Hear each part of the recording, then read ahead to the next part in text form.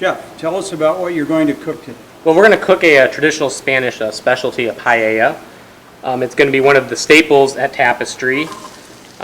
It's kind of hard to find around in this, South Bend, Michiana area, so we're really anxious to bring it to South Bend. So you started with oil. Yep, we olive oil, pure olive oil. Just pure olive oil. Yep, we have bell peppers, Spanish chorizo, which is unlike traditional Mexican chorizo. It's a cured, almost like a sausage as opposed to a ground meat, with fresh garlic, a little bit of onion. We're going to saute that. The trick for true paella, and I think Juan will agree with me here, is the using authentic Bamba rice. There's nothing else that compares to it. It's a short grain rice, much like an arborio. So we're going to add that and let that start to crisp. That's one of the keys to a true paella, is to really let it start to crisp with the rest of the ingredients.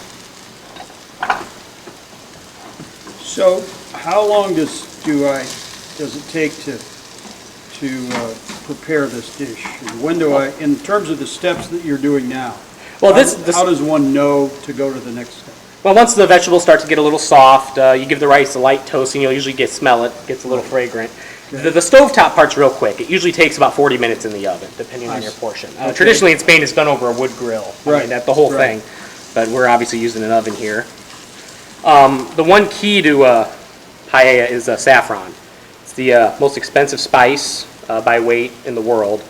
And it's what really sets it apart. It imparts that orange, a beautiful orange hue to it, as well as it has its own unique flavor. So going pretty liberally with that is a key ingredient. We also put a little tomato paste in ours. Or concentrated tomato, anything like that.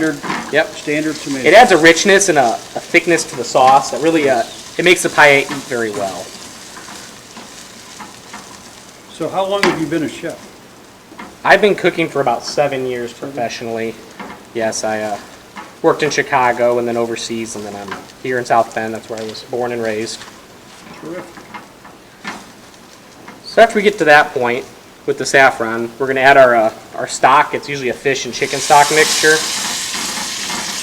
And this is something you prepare yourself? Yes, correct? that's we're going to make it in-house. It's going to be a mixture of chicken and fish and all that, and that's going to really impart a body to the dish you're not going to get otherwise. Right.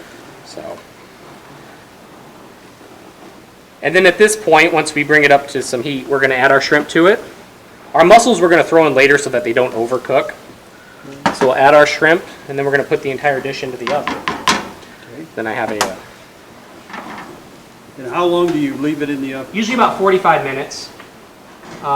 When it comes out, you'd add the mussels right before it was done. When it comes out, it's going to look something like that. That's what the finished product should look like. So you can see how the rice will obviously puff up. You give it a couple stirs while it's in there. Then the mussels will open up, the shrimp will be beautifully cooked, and the chorizo will soften, and that's the dish. Perfect. So we can eat it here in a second. Great. Very good.